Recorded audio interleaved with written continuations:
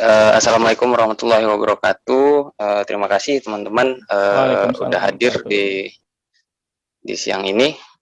Hari ini kita hari keempat sesi HST for Fresh Graduate. Bersama kita udah ada Pak Samsul Arifin yang di sesi kedua mengisi juga di kelas ini. Hari ini sesinya ya, pengenalan mengenai drilling ya Pak ya. Ya.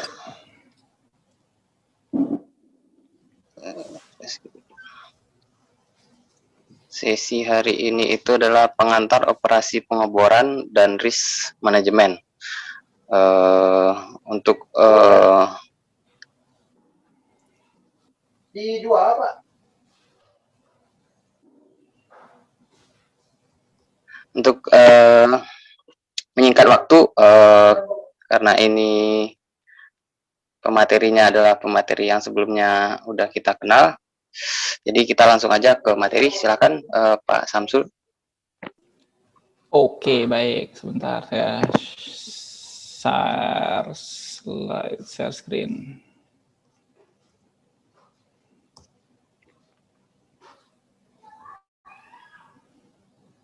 Oke, sudah terlihat ya slide-nya? Sudah Pak. Sudah terlihat. Oke. Ini atasnya kelihatan nggak sih? Nah. Ada hitam ketutup Pak. Udah ya, sudah nggak ada. Di tengah sekarang. Udah sip. Oke. Baik. Assalamualaikum warahmatullahi wabarakatuh. Waalaikumsalam. Waalaikumsalam. Senang sekali saya bisa bertemu lagi dengan teman-teman semua. Saya juga di sini sama-sama belajar, kita berdiskusi, sharing, dan harapannya sih kita saling-saling berbagi nanti ya. Mas Heru nanti sekaligus di oke-okein ya, soalnya jadi muncul-muncul terus nih di tempat saya ininya, yang people waiting ya. Oke, lanjut. Ini tadi Mas Heru sudah menyampaikan, kemarin juga kita sudah saling berkenalan. Cuman saya ingin menginikan ulang saja bahwa tentang saya pengalaman di terakhir waktu di Chevron itu handle untuk HSC koordinator di Drilling and Completion Department. Walaupun namanya Departemen Drilling and Completion, tapi kita juga melakukan dari mulai pengeboran, komplesi, workover, well service, dan juga plug and abandon project. Dan sebelumnya ketika saya di service company di Pandu Selamat Utama, khususnya saya juga banyak di project-project untuk onshore drilling gitu. Jadi ketika di Chevron offshore drilling, completion, workover, well service, dan plug and abandon, sedangkan di Pandu saya kebanyakan di projectnya onshore drilling. Oke, kita lanjut saja. Ada beberapa topik yang saya ingin sampaikan. Yang pertama tentang apa sih sebenarnya operasinya sendiri, operation drilling, completion, service, plug and abandonment. Kemudian baru yang tadi tentang risk management.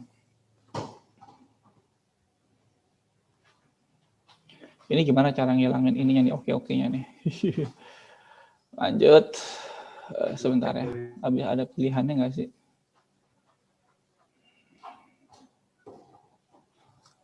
Nah, sebelum kita beranjak lebih jauh, saya akan sharing videonya dulu. Silakan kita simak bersama-sama ya.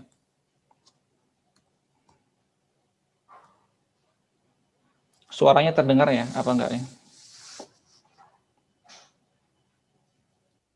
Geologists and geophysicists have agreed on the existence of a prospect, a potential field. In order to find out if hydrocarbons are indeed trapped in the reservoir rock, we must drill to hit them. Bearing in mind the knowledge acquired about the substratum and the topography of the land, the best position for the installation of the drilling equipment is determined.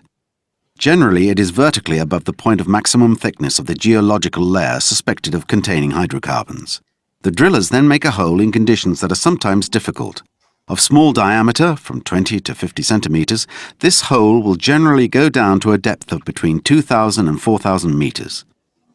Exceptionally, certain wells exceed 6,000 meters, One of them has even exceeded 11,000 meters.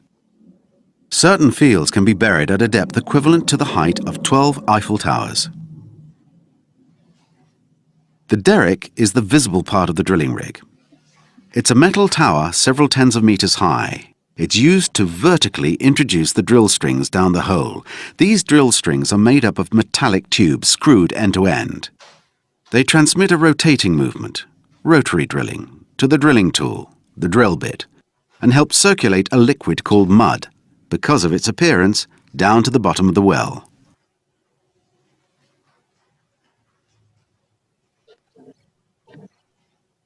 The drilling rig works like an enormous electric hand drill, of which the derrick would be the body, the drill strings, the drive, and the drilling tool, the drill bit. The most usual tool is an assembly of 3 cones, from which comes the name tricone, in very hard steel, which crushes the rock. Sometimes, when the rock being drilled is very resistant, a single block tool encrusted with diamonds is used. This wears down the rock by abrasion.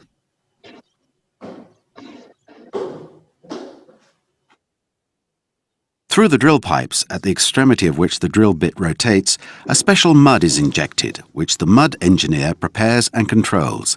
This mud cools the drill bit and consolidates the sides of the borehole. Moreover, it avoids a gushing of oil, gas or water from the layer being drilled by equilibrating the pressure. Finally, the mud cleans the bottom of the well.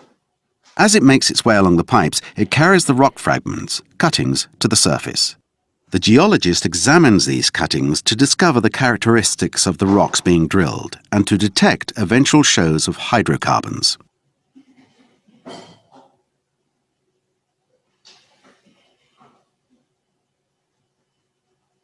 The cuttings, fragments of rock crushed by the drill bit, are brought back up to the surface by the mud. To obtain information on the characteristics of the rock being drilled, a core sample is taken. The drill bit is replaced by a hollow tool called a core sampler, which extracts a cylindrical sample of several meters of rock. This core supplies data on the nature of the rock, the inclination of the layers, the structure, permeability, porosity, fluid content, and the fossils present.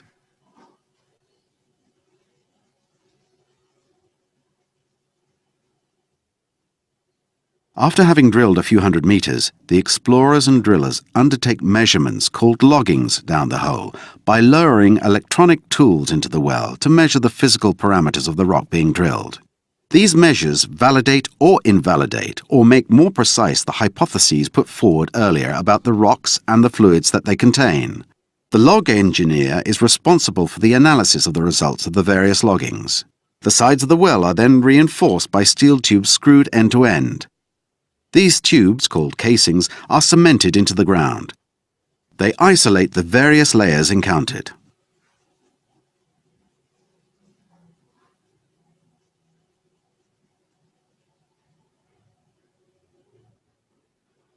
When hydrocarbons are found, and if the pressure is sufficient to allow them to come to the surface naturally, the drillers do a flow check. The oil is allowed to come to the surface during several hours or several days through a calibrated hole.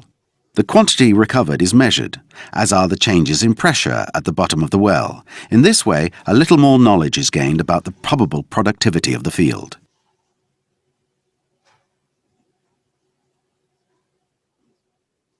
If the field seems promising, the exploration team ends the first discovery well and goes on to drill a second, even several others, several hundred or 1,000 meters further away. In this way, the exploration team is able to refine its knowledge about the characteristics of the field. The decision to stop drilling is made only when all these appraisal wells have provided sufficient information either to give up the exploration or to envisage future production. Oke, ini selanjutnya beberapa tipe-tipe rig, kita akan sama-sama lihat juga, cuman ini ilustrasinya. Ada rig yang ada di fixed platform, yang ada di platform produksi. Jadi memang beberapa lapangan yang besar biasanya platformnya memiliki drilling rig sendiri yang bisa melakukan aktivitas pengeboran. Dan ada juga yang dia itu bisa mengangkat dirinya sendiri, tapi dia perlu ditarik oleh kapal yang dia bisa berdiri pada kakinya sendiri atau check up drilling rig. Kemudian yang lainnya lagi ada yang disebut dengan semi submersible, namanya juga submersible, adalah berarti dia adalah anjungan yang bisa sedikit menenggelamkan dirinya, semi kan, sedikit gitu kan. Submersible menenggelamkan dirinya, kemudian menggunakan jangkar untuk menjaga posisinya pada titik tertentu. Dan yang terakhir adalah ilustrasi untuk drilling rig menggunakan dynamic position vessel, kapal yang memposisikan dirinya secara dinamis, jadi melawan arus terus-menerus di titik tertentu, baru dia bisa membuat itu tanpa memerlukan jangkar lagi ketika pengoperasiannya, karena dia punya banyak thruster. Oke, jadi ini rig pengeboran sudah tahu gali sumur minyak, meskipun ukurannya sangat besar sekali dan orangnya bisa banyak sekali ada di situ, mungkin sampai 100-an orang yang ada di situ, bisa untuk yang rig offshore ya. Tapi tadi kedalaman besar lubangnya bisa sampai cuma 20 sampai 50 cm saja, atau bahkan di ujungnya cuma 30 cm. Jadi bayangkan kita bikin sumur dengan lubang sekitar 30 cm dengan kedalaman sampai 4 km. Di titik yang paling ujungnya itu. Makanya perlu presisi supaya kita bisa tepat pada sasaran gitu kan. Kemudian secara umum kategorinya dibagi menjadi dua, yaitu ada yang di darat. Saya pakai pointer sebentar. Ada yang di darat dan ada yang di laut. Yang di darat ada yang konvensional, yang dipotong-potong, ada yang juga mobile, yang langsung bisa bergerak. Kemudian yang kita akan diskusikan lebih banyak adalah yang di laut ini atau yang di offshore. Ada yang duduk pada lantai laut, kita bisa begitu, bottom support. Ada yang platform, tadi bentuknya di atasnya platform produksi. Ada yang pakai bars, ada yang pakai jack up. Oke. Kemudian ada yang juga floating, ada yang dia mengapung, bisa tadi bentuknya semi submersible atau bentuknya drill ship. Kita lihat gambar-gambarnya aja. Oke, ini contohnya yang kalau kita rig pengeboran di darat, ini contoh salah satunya pemiliknya Apexindo, rig nomor 5. Dia dimobilisasi ke lapangan, disusun ke lapangan dan seterusnya, kemudian melakukan aktivitas di sana. Kemudian ada yang di platform, di atasnya platform, dia hanya karena memang bentuknya areanya besar dan produksinya sangat besar, fill-nya, sehingga dia bisa juga memiliki peralatan drilling sendiri di sana. Kemudian ada yang bentuknya bars, jadi dia di atasnya bars menggunakan tender assist TAD, tender assist drilling rig gitu kan, mendekat, ditarik menggunakan kapal, mendekat ke dekat platform, kemudian dia juga memasang jangkar, kemudian dia bergerak mendekat, dan ketika sudah mendekat dia akan memindahkan peralatan rignya dia, terutama mast dan seterusnya. Ini menara bornya di atas, ini di atasnya platform produksi, jadi dia mengangkat menggunakan kerennya dia biasanya. Kemudian baru ada lagi jack up, tadi seperti namanya, kakinya bisa sampai 100-an meter, dia juga butuh ditarik oleh kapal, tarik mendekati platform, kemudian baru dia mendirikan kakinya, kemudian ini ada cantilever yang bisa bergerak maju dan mundur di atasnya, sehingga menaranya ini bisa pas di bawahnya platform produksi, karena dia bisa bergerak keluar dari drilling rig-nya ini. Nah, selanjutnya ada yang disebut dengan semi submersible. Tadi dia punya ponton atau punya kolom-kolom udara yang bisa diisi air sehingga dia bisa menenggelamkan diri lebih stabil. Kemudian dia nanti dipasangi jangkar juga sama seperti tadi tender assist drilling rig pakai bars tadi. Kemudian dia agak menenggelamkan diri supaya lebih stabil. Nah, yang terakhir baru adalah drill ship, tidak perlu jangkar, tapi menggunakan titik penguncian, menggunakan dynamic position juga, sehingga dia bisa bergerak melawan arus untuk menyesuaikan dirinya. Itu tipe-tipe drilling rig. Yang selanjutnya yaitu apa saja sih alat-alat yang ada di drilling rig. Secara umum ada beberapa alat atau sistem yang ada di drilling rig, yaitu circulating, rotating, hoisting, power sama BOP, blowout preventer.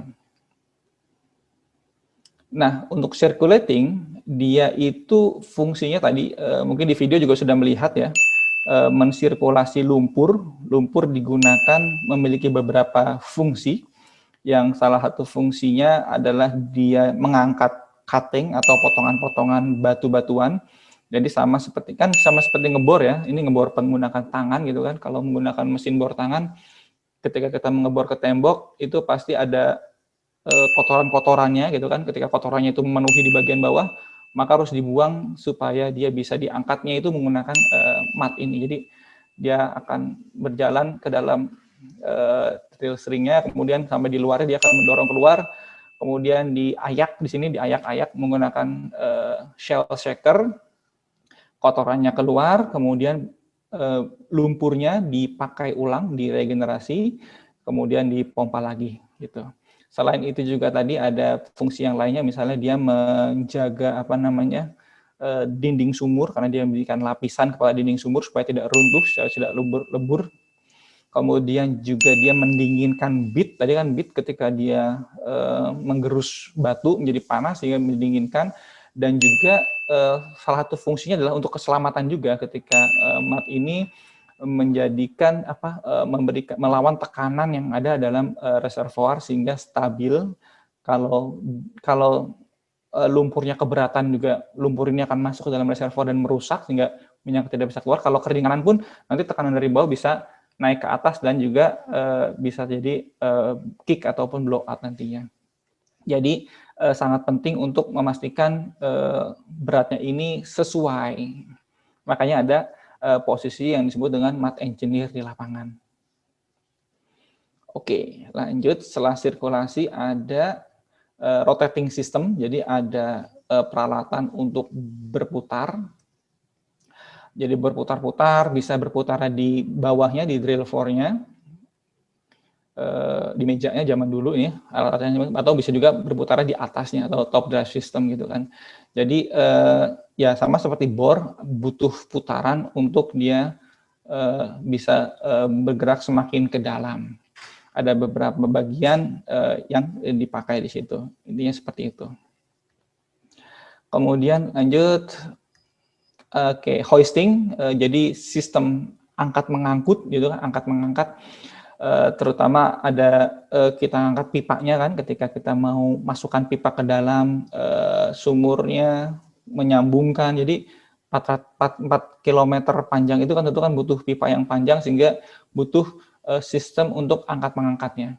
Bisa jadi angkat mengangkat pipa, ataupun juga bisa juga mengangkat orang gitu kan, ada man riding, sehingga untuk melakukan pengecekan atau melakukan maintenance pada peralatan yang ada di menara bor. Kemudian baru yang sering, yang umum adalah BOP atau blowout preventer. Gunanya ada beberapa bagian yang dia bisa menutup bagian luarnya sehingga tidak ada tekanan. Tadi ketika dari bawah ada ada tekanan keluar, dia bisa ditahan, ataupun yang bisa memutus memutus pipanya gitu kan. Jadi ini salah satu bagian penting untuk menangani kondisi darurat ketika ada kick atau ledakan nanti. Oke, lanjut baru tahapan-tahapannya. Oke, jadi ada tadi sudah jenis-jenis rig, kemudian bagian-bagian peralatan rig secara umum, ada beberapa sistem di situ, kemudian tahap operasinya. Ada 5 tahapan operasinya untuk sebuah siklus pengeboran completion. Ada tahap persiapan lapangan, pengeborannya, penyelesaian sebuah lapangan, servicing, dan terakhir pelaksanaan abandon. Apa saja itu kita bahas secara sekilas dulu. Nah, jadi oke, kok ini nggak nyala videonya? Harusnya nyala videonya nih. Sebentar.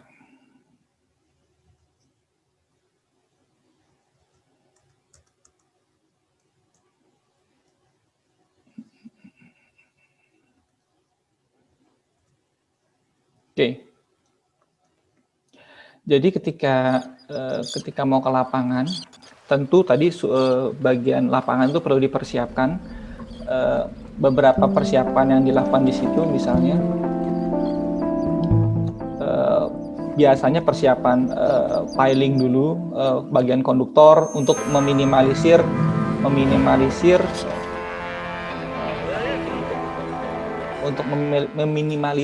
waktu penggunaan waktu penggunaan drilling rig, karena drilling rig ini mahal bayarannya, bisa sampai puluhan ribu dolar per hari.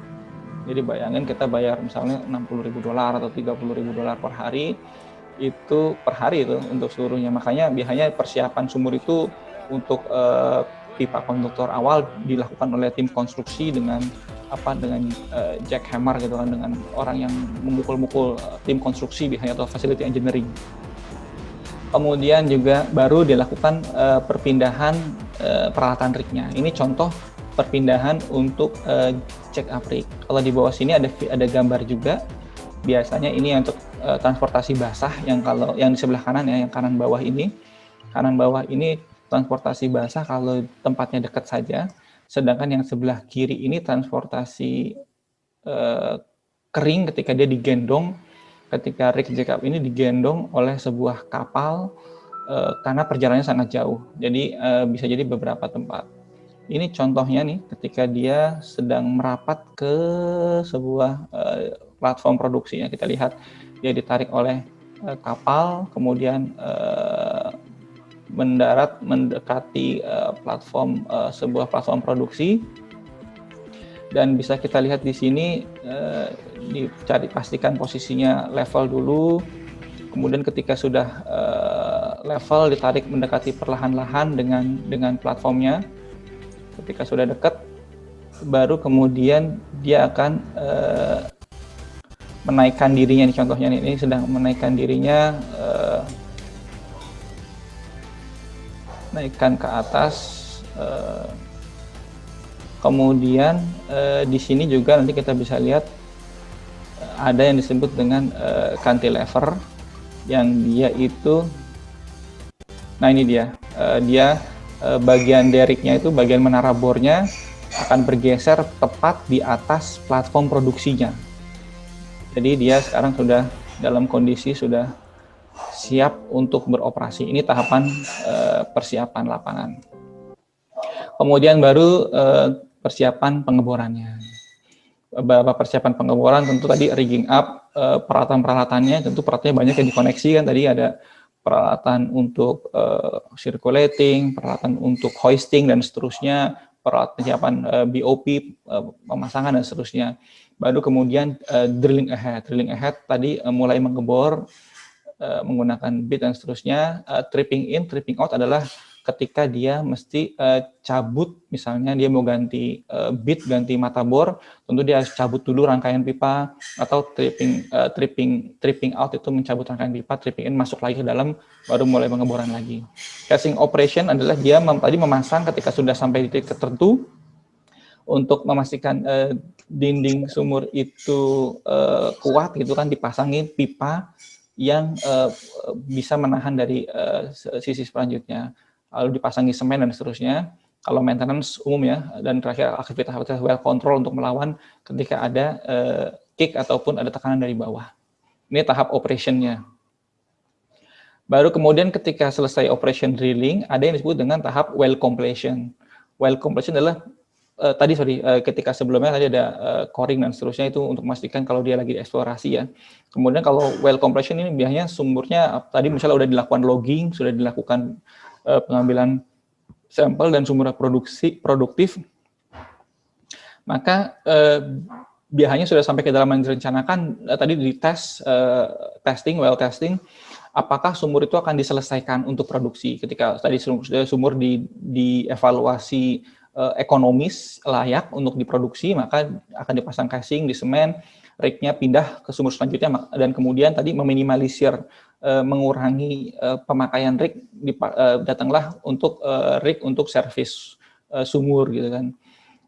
Dia pasang production tubing, jadi kayak sedotannya. Jadi ibaratnya kalau drilling rig itu dia masang bikin sumurnya doang. Production tubing adalah masang sedotannya. Jadi masang sedotan yang bisa menyedot nanti dari bawah. Perforasi adalah membuka membuka titik yang di situ ada cadangan minyaknya, jadi dibuka, kemudian baru dipasang Christmas tree atau buat produksi nanti, baru mulai produksi. Christmas tree adalah rangkaian di atas, bisa Christmas tree yang dry atau yang kering ketika dia ada di atas platform gitu kan, atau dia yang Christmas tree yang basah ketika ada yang di dalam laut, misalnya subsea gitu kan, dia jadi Christmas tree-nya di dalam laut, tenggelam di bawah. Baru kemudian mulai produksi. Intinya Christmas tree itu dia mengatur aliran produksinya nanti. Atau bisa jadi ketika formasi dites, dievaluasi tidak ekonomis, sumur akan di-plug dan abandon, masuk ke loncat ke tahap yang kelima yang selanjutnya. Selama masa produksi, gitu kan, bisa jadi dalam perjalanannya pasti ada kerusakan atau ada gangguan, gitu kan. Nah, itulah yang disebut dengan well service atau walkover, gitu kan. Biasanya yang untuk yang maintenance ada butuh perbaikan atau maintenance alat-alat yang ada di dalam sumur, misalnya apakah itu pompanya ketika dia menggunakan pengangkatan buatan pompanya sudah rusak, mati, ataukah ada peralatan khusus, misalnya ada kepasiran, pasir masuk ke dalam saluran itu sehingga menyumbat dan seterusnya, maka dilakukanlah beberapa operasi gitu kan. Bisa jadi wire and operation ini menggunakan tali baja gitu kan, yang secara simpelnya adalah ketika dia mesti memanipulasi alat yang ada di dalam sumur gitu kan, apakah menutup, membuka bukaan tertentu, atau dia mau mengambil data lagi, ada logging, mencari data baru di sesi yang selanjutnya. Bisa juga perforasi lagi. Jadi ketika sumur itu jadi, nggak semua area itu akan dibuka sedikit-sedikit. Jadi bisa dia yang paling bawah dulu, kemudian di semen. Ketika sudah habis, baru di atasnya dibuka lagi. Makanya ada cementing, ada perforation, ada stimulating juga ketika dia membersihkan, swabbing, hot oiling, dan seterusnya. Atau pembersihan gitu kan. Pembersihan pasir yang ke dalamnya itu, atau ada kebocoran ketika di liner dan seterusnya. Oke, baru kemudian setelah selesai masuklah ke tahap plug and abandon. Di sini ketika ini sumur sudah habis berproduksi atau sumurnya tadi tidak mengandung minyak atau gas gitu kan, dry hole, maka akan ditinggalkan.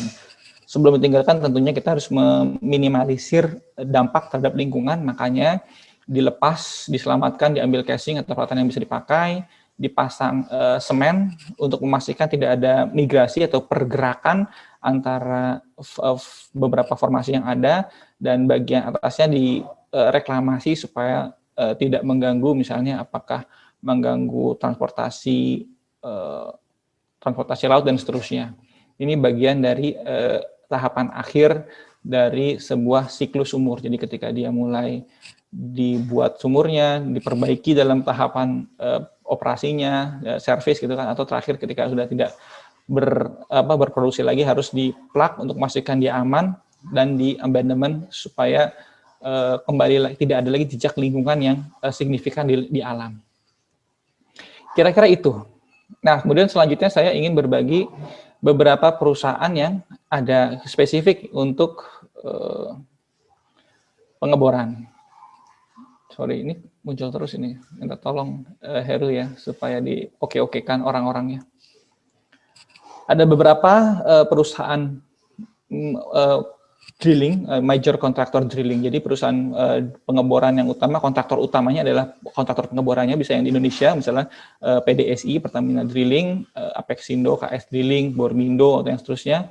Atau yang perusahaan-perusahaan yang asing, Transocean, Ensco, biasanya Nobel, COSL dari Cina, dan seterusnya. Dan juga ada banyak perusahaan yang memiliki kerjaan spesifik dengan aktivitas tertentu. Misalnya tadi Elnusa untuk coil tubing, atau selang bersih untuk melakukan logging, untuk melakukan perforasi, membuka itu. Jadi ada beberapa yang dilakukan, atau misalnya Weatherford memasang casing, misalnya, atau NOV misalnya. NOV itu TDS-nya peralatan tertentu, atau Expro di Slickline misalnya, atau well testing. Kemudian Seascape untuk ketika rig mau masuk ke dekat platform. Jadi butuh surveyor yang mengarahkan, membantu ketika survei pasti dan seterusnya, melakukan survei dengan batimeter atau survei dengan bawah lautnya supaya memastikan tidak ada benda yang tertinggal ataupun jeblosan yang nanti rignya bisa terguling. Jadi ada banyak sekali perusahaan yang berada di situ, ada kontraktor besar, ada juga penyedia jasa spesialis tertentu. Ini saya share supaya sama-sama aware ketika kita mau masuk ke industri pengeboran, industri drilling, yang mana sih yang mau di-apply gitu kan.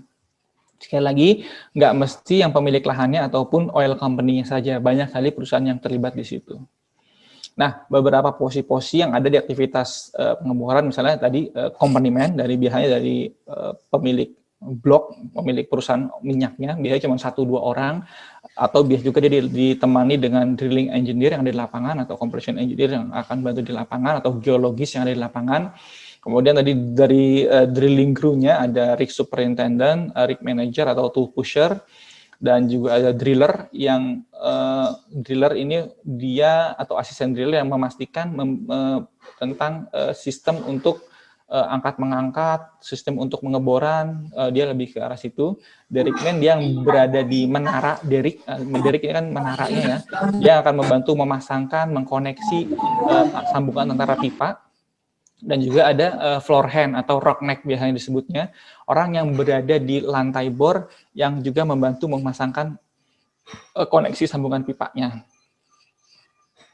Oke, kemudian yang pasti juga ada orang-orang yang office, ada orang accounting-nya, ada orang keuangan, ada orang yang mengatur jadwal orang naik turun dari lapangan, ada planner yang membantu jadwal operation-nya, ada drilling engineer yang memastikan kesiapan sumurnya, ada warehouse personnel yang membantu pengiriman, penerimaan barang. Karena gini, ketika kita kerja di offshore, nggak semudah itu kita mengirimkan barang, mengembalikan barang. Jadi butuh perencanaan yang baik supaya barang yang ke sana itu kepakai, tidak nunggu waktu lama karena tempat terbatas, penyimpanan terbatas, sehingga tidak ada tempat yang berlebihan, sehingga sangat harus se-efisien mungkin barang yang datang akan dipakai dalam waktu yang dekat, dan barang yang tidak dipakai akan dikirim ke darat untuk disimpan atau diperbaiki. Tentu ada orang safety juga, ada orang yang menggambar sumur, drafting, dan juga ada yang membantu urusan pembukuan dan seterusnya. Service company juga ada banyak, ada field engineer-nya biasanya disebut, ada teknisinya yang di lapangan juga, dan seterusnya. Dan kalau yang untuk di offshore, biasanya ada juga, karena ada persyaratan bahwa di offshore itu butuh offshore installation manager, ada regulasi yang membutuhkan itu, dan ini bisa dirangkap juga oleh rig manager, rig superintendent, atau tool pusher. Biasanya dirangkap untuk OIM ini sebagai rig manager atau rig superintendent yang di lapangan. Roustabot ini orang yang teknisi yang segala bisa, biasanya kerjaan orang menyebutnya kerjaan yang kasar di lapangan, entah chipping, mengecat, bantu mengikat alat mengangkat, dan seterusnya. Kemudian ada crane operator, sudah pasti, radio operator ketika perpindahan kapal kan, atau helikopter, ada medik juga di lapangan, marine crew, orang yang memastikan tadi ketika ada yang karena kan marine tadi namanya semua benda atau semua fasilitas yang bergerak di laut itu butuh marine, itu juga marine punya persyaratan sendiri untuk marine buku laut dan seterusnya. Untuk yang di drill ship juga butuh dynamic positioning operator, atau ketika dia bekerja untuk di laut yang dalam tentu butuh subsea engineer, nanti ada BOP di bawah laut, itu butuh orang tersendiri. Dan tadi barge master bersama marine crew yang mengatur barge, memastikan peralatan ataupun rig tetap mengapung di laut ketika bergerak dan seterusnya. Ini beberapa posisi yang ada sehingga kita bisa melihat, oke, saya akan kemana, ada banyak pilihan-pilihannya terbuka gitu kan. Oke, selanjutnya. Nah, baru masuk kita ke topik yang safety-nya gitu kan. Oke, kemudian ketika kita bicara risk management, pengelolaan risiko, kita sudah diskusi tentang operasinya apa, bahaya-bahaya nanti kita diskusi, dan mitigasinya kita coba bahaskan sekilas. Kita sebelumnya juga sempat saya disinggung tentang bahaya dan risiko. Jadi sebenarnya ini berbeda, cuman orang-orang suka bercampur aduk gitu kan. Bahaya intinya adalah segala sesuatu yang bisa menimbulkan kerugiannya baik berupa cedera maupun penyakit. Sedangkan risiko adalah seberapa besar sih bahaya itu bisa benar-benar mewujudkan mewujudkan tadi konsekuensinya. Misalnya ya saya sebut aja ya, saya ulang lagi ceritanya yang dari kemarin. Ada ular dan ada kelinci dalam satu ruangan. Tentu ular ini berbahaya bagi kelinci karena bisa mematikan ketika dimakan. Dan resikonya adalah seberapa besar sih ular ini akan mematikan kelinci. Nah, jadi resikonya adalah seberapa besar peluang si bahaya atau ular dalam hal ini mematikan kelinci. Nah, kalau kita bisa mengelola ini dengan baik, meskipun dia berbahaya, tapi risikonya menjadi kecil. Misalnya kita masukkan dalam akuarium, kita kunci dengan baik, kuncinya dijaga dengan orang, tentu resiko si kelinci akan dimakan oleh ular, meskipun dalam satu ruangan yang sama akan sangat kecil sekali. Jadi kita ketika bekerja, bahaya itu pasti ada dimanapun, dan khususnya di pengeboran juga sesuatu yang inherent, yang melekat ada di situ. Bagaimana kita mengelola bahaya itu supaya berada pada level yang bisa diterima oleh pekerja. Ini seperti itu. Pada level yang nyebutnya ALARP, as low as reasonably possible, ALARP. Oke, ini adalah beberapa bahaya K3 untuk personal, terutama kalau kemarin kita bahas tentang untuk yang proses atau yang kita sebutnya major accident hazard yang kemarin, ini yang lebih ke arah bisa mengenai pekerja. Kita bisa bagi menjadi 5 kategori besar: bahaya fisik, kimia, biologi, ergonomi, dan psikososial. Yang fisik misalnya ada, kita bisa, ini banyak kali muncul-munculnya ini, Heru. Oke, ada permukaan lantai licin, ada benda yang bergerak, gitu kan, ada yang benda yang pada ketinggian, potensi jatuh, atau pekerja yang berada di posisi yang jatuh, ada peralatan yang tidak standar atau buatan sendiri, ada api, panas, atau bisa juga dingin di tempat kerja, misalnya penggunaan nitrogen cair, gitu kan, itu juga bisa berbahaya. Gas atau udara atau cairan yang bertekanan, pressure, itu ada tekanannya. Mechanical, benda-benda yang berputar, benda-benda yang tajam, vibration, getaran, itu juga berbahaya. Ada kebisikan, pastinya ada noise dari peralatan dari genset, ada listrik, bisa jadi listrik dari generator, dari PLN, ataupun listrik statis. Kemudian ada radiasi yang bisa berupa pengion maupun yang radiasi bukan pengion. Di pengeboran misalnya, ketika melakukan logging, melakukan pengetesan apa sih materialnya di dalam situ, itu menggunakan material radiasi. Maka biasanya akan dibatasi oleh orang-orang yang naik ke atas rig floor. Oke, kurang pencahayaan juga bisa, bencana alam dan seterusnya. Kemudian yang bahaya kimia misalnya adalah benda-benda, bahan-bahan kimia yang beracun, toksik, yang mudah terbakar. Yang mudah terbakar tentu kita minyak yang kita angkat, kita cari itu mudah terbakar. Yang korosif, yang mudah meledak akibat reaksi kimia atau iritan yang bisa mengenai kulit, kemudian bisa membakar. Misalnya orang mengenai ada soda api yang biasa dipakai, itu kalau kena bisa kebakar, itu lumayan parah. Tidak adanya oksigen gitu kan, masuk ke dalam tangki untuk melakukan pembersihan, atau kita punya tadi ada sistem sirkulasi, kita ada tangki lumpur ketika mungkin mau dibersihkan, ada orang masuk ke dalam, ternyata di dalamnya nggak ada oksigen atau kurang oksigennya sehingga pekerja lemas dan seterusnya. Atau ketika itu ada nitrogen yang sedang digunakan untuk melakukan well service, perbaikan sumur, sehingga ketika orang masuk udah ada kejadiannya fatality yang bisa menyebabkan itu meninggal. Oke, atau bahaya dari bahan kimia yang ada di office ataupun di akomodasi yang ada di rig.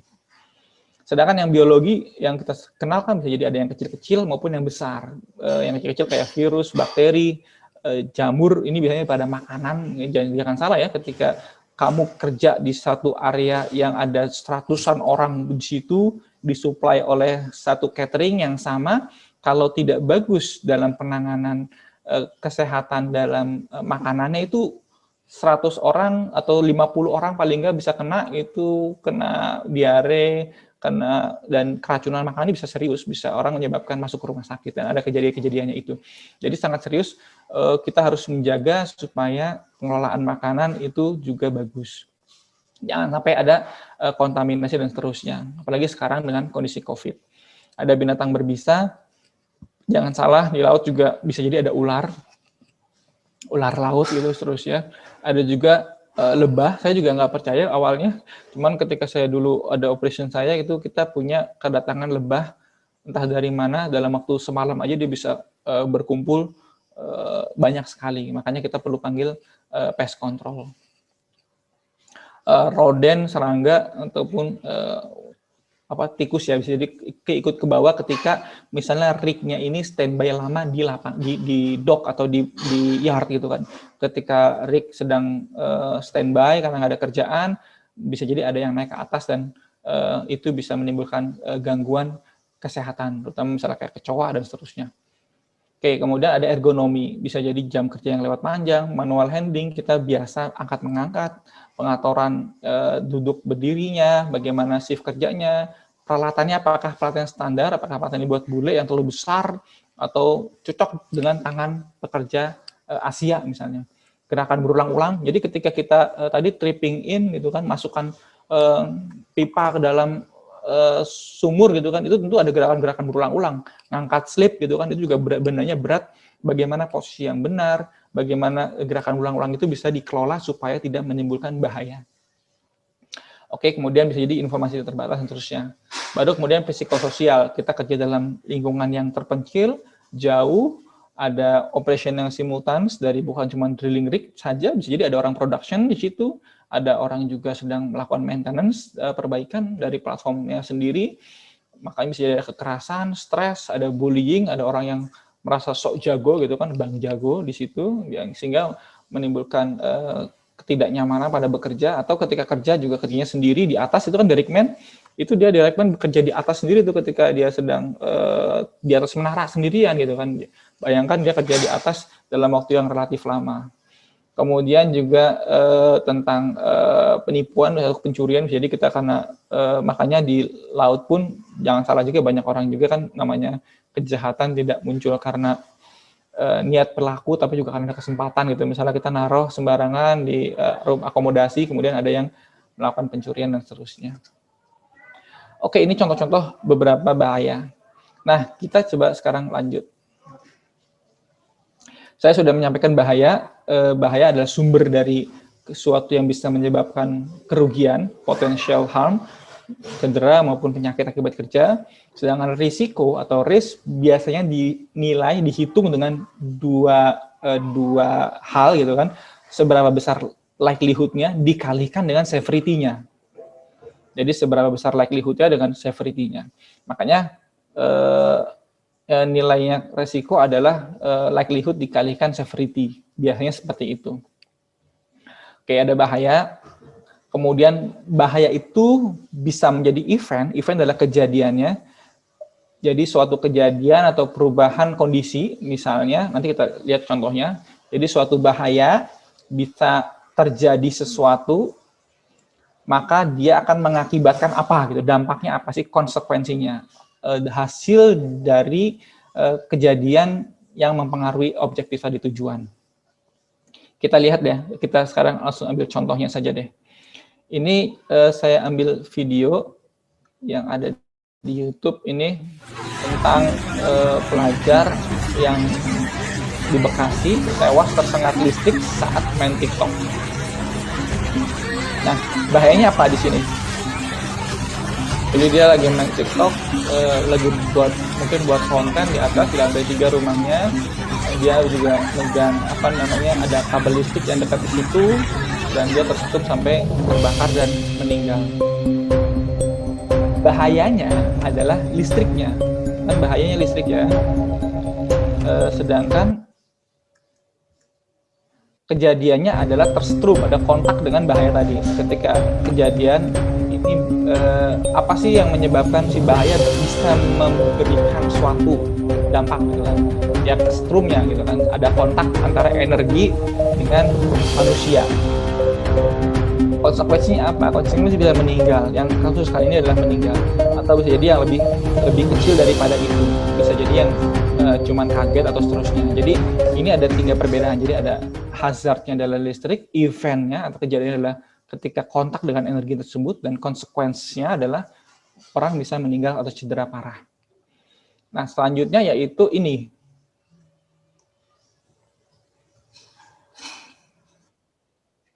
Terima kasih Anda tetap bersama kami, pemirsa. 3 orang petani di Kuadungan, Ngawi, Jawa Timur keracunan di dalam sumur saat memperbaiki mesin pompa air. 1 orang korban diantaranya tewas di lokasi kejadian. Para korban merupakan satu keluarga yang terdiri dari ayah dan 2 anaknya. Saat kejadian, kedua anak korban pingsan di dalam sumur sedalam lebih Oke, dari jadi 7 bahayanya di meter. sini adalah gas beracun ya. Beruntung mereka Bagaimana dapat sih ditolong eventnya, warga kejadiannya dan langsung adalah dilarikan ketika ke ada orang yang puskesmas menghirup terdekat.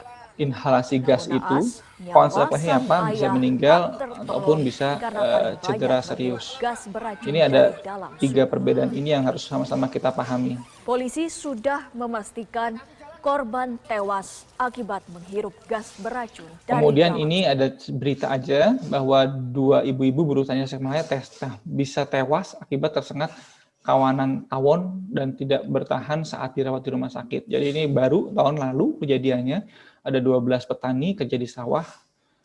Kemudian ada sarang tawon di pohon, ketika ada angin kencang puluhan tawon itu keluar, disangkanya ibu-ibu ini, maka ada 2 orang yang tersengat sampai parah kejadiannya. Bahayanya adalah bahaya biologis atau spesifiknya adalah serangga tawon tadi. Kejadiannya adalah ketika disengat atau injeksi, jadi masuk. Jadi bahaya itu bisa masuk dengan kontak atau terhirup ataupun tersuntik atau termakan gitu kan. Nah, saat kasus yang ini adalah dia tersuntik injeksi dan konsekuensinya bisa meninggal. Ini 3 hal ini mesti kita ingat karena nyambung dengan yang kemarin kita bahas, model dasi kupu-kupu, botai model. Jadi ada bahayanya apa, bagaimana bahaya itu bisa membuat kejadian, eventnya apa sih, top event adalah kejadian yang paling hebatnya apa sih, kejadian yang paling parahnya apa sih, kemudian bagaimana bisa mengakibatkan konsekuensi. Nah, kita melakukan pengelolaan bahaya, memastikan ketika ada bahaya, dia tidak bisa menjadi kejadian, tidak akan sampai kejadian, ataupun ketika ada kejadian pun tidak akan sampai ke akibat yang paling parah. Makanya kita punya barier atau pencegah yang preventif, yang mencegah. Atau lagi barier atau penahan yang mitigatif, mengurangi konsekuensi. Beberapa barrier itu bisa berupa plan, proses, maupun people. Bisa berupa alat yang fisik, mechanical, electrical, dan seterusnya, ataupun proses, bagaimana cara kerja kita, maupun orang. Itu bisa jadikan sebagai bentuk-bentuk barrier. Jadi, ini semua kita lakukan. Nah, ini contohnya nih ya, ketika ada bahaya, kalau kita punya barrier yang memadai, maka tidak akan ada kejadian. Tapi, kalaupun sudah ada kejadian, kita punya barrier tambahan di belakangnya, maka dia tidak akan sampai menghasilkan konsekuensi yang parah. Oke, sampai di sini harus clear dulu. Bagaimana barrier-barrier di industri migas? Barrier di industri migas kemarin juga sudah saya singgung, saya akan singgung sedikit lagi atau kita elaborasi lagi sesi kali ini. Barrier itu bisa berupa preventif, primary containment, contohnya adalah penampung utamanya, proses kontrol bagaimana kita mengendalikan proses tersebut, primary dan secondary structure yang ketika ada kebocoran bagaimana pelindungnya. Deteksi bagaimana kita ketika ada kebocoran, ada pelepasan, bisa mendeteksi, ada alarm, ada juga sensor-sensor. Bagaimana kontrol pengendalian dan pencegahannya, apakah ada pengaturan tata letak, pengaturan ruangan, jadi misalnya control room tidak berada di tengah-tengah proses produksi, sehingga itu bisa berbahaya, maka lakukanlah penempatan yang sesuai. Kemudian ada pemasangan drainase, ada blowdown system ketika ada kejadian, satu kali pencet semua sistem akan bisa turun gitu kan. Bagaimana sistem pemadamannya, fire protection-nya yang kemarin sudah saya sebutkan, ada yang sistemnya pasif, ada yang sistemnya aktif gitu kan. Bagaimana penyerangan terhadap sistem tersebut. Dan bagaimana respon dengan kondisi emergensi untuk mengurangi konsekuensi. Bagaimana alarm setempat, bagaimana memudahkan pekerja untuk escape atau mengevakuasi, komunikasi, dan seterusnya. Nah, ketika kita bicara barrier, maka ini salah satu gambar yang harus diingat. Gambar yang paling utama, langkah pertama, itu sebutnya dengan hierarchy of control, hierarki pencegahan bahaya, atau hierarki pengendalian bahaya, atau hierarki pencegahan kecelakaan. Yang langkah pertama yang harus kita ingat adalah kita melakukan eliminasi, menghilangkan. Baru kemudian substitusi, engineering control. Jadi eliminasi adalah kita benar-benar secara fisik menghilangkan bahaya tersebut. Contohnya tadi, kita bisa terjadi kesetrum, maka kita hilangkan kabel listrik yang ada di rumah kita. Misalnya contoh seperti itu. Kalau ternyata tidak bisa dihilangkan bahaya tersebut, maka kita bisa melakukan substitusi. Bagaimana caranya? Sorry ya, ini backsound-nya agak-agak sedikit ini di rumah saya nih. Nggak apa-apa lah ya, backsound-nya. Oke. Kalau nggak bisa dihilangkan, kita lakukan substitusi. Substitusi adalah mengganti bahaya tersebut. Misalnya, ada bahan kimia yang kalau kena pekerja itu menimbulkan iritasi pada kulit. Maka kita ganti dengan bahan yang lain yang kalau kena pekerja, kena tangan, kena muka itu nggak langsung memberikan dampak yang serius misalnya. Baru kemudian kita lakukan engineering control rekayasa engineering. Bagaimana caranya kita membuat isolasinya. Misalnya barang itu ditaruh di ruangan yang tertutup, misalnya ada mesin gensetnya ditaruh di ruangan tersendiri, ada tutupnya yang bagus, kedap suara, sehingga ketika ditutup, kebisingan tidak bisa keluar dari ruangan tersebut, misalnya. Kemudian baru kedua terakhir adalah administrative control, mengubah bagaimana cara orang bekerja. Ketika bekerja di daerah yang berisik, misalnya, kita harus bisa membatasi hanya 2 jam saja, karena kebisingannya sekian, dan seterusnya. Itu bagian dari administrative control. Atau ketika pembersihan tangki misalnya, tangkinya panas, supaya orang tidak mengalami heat stroke, kita membatasi dalam waktu tertentu, misalnya 15 menit, bergantian dengan kru yang lainnya. 15 menit kerja, 1 jam istirahat, atau bagaimana tergantung nanti dari asesmen tingkat kepanasan yang ada di sana. Baru yang terakhir adalah alat pelindung diri, atau di sini sebutnya PPE, Personal Protective Equipment, melindungi pekerja untuk mengurangi konsekuensi. Ini sudah kejadian, baru dikurangi konsekuensinya. Nah, ini yang kadang-kadang orang seling salah kaprah. Salah kaprahnya gimana? Ketika dia berbicara tentang K3, yang muncul di otaknya yang pertama kali adalah PPE-nya, atau alat pelindung dirinya. Padahal ada tahapan-tahapan di atasnya yang harus terlebih dahulu dilakukan, karena itu yang paling efektif. Tidak membutuhkan behavior perilaku orang, karena itu tidak efektif. Orang capek, malas, bosan, dan seterusnya, sehingga bisa jadi dia tidak disiplin dalam penggunaan alat pelindung diri. Jadi ini ya harus diingat mulai dari eliminasi. Saya ambil contoh yang sederhana, misalnya ada orang yang mengganggu, misalnya perempuan, misalnya suka gitu ya, anggap yang ini aja lah, kuliah gitu kan, ada anak nakal, playboy misalnya, suka main perempuan dan seterusnya. Sekolah juga nggak jelas, kuliah juga IPK-nya pikir drop out gitu kan, dia deketin perempuan, dia itu pria berisiko atau pria berbahaya. Kira-kira yang mana? Berisiko apa berbahaya pria itu? Sambil di chat bisa nggak?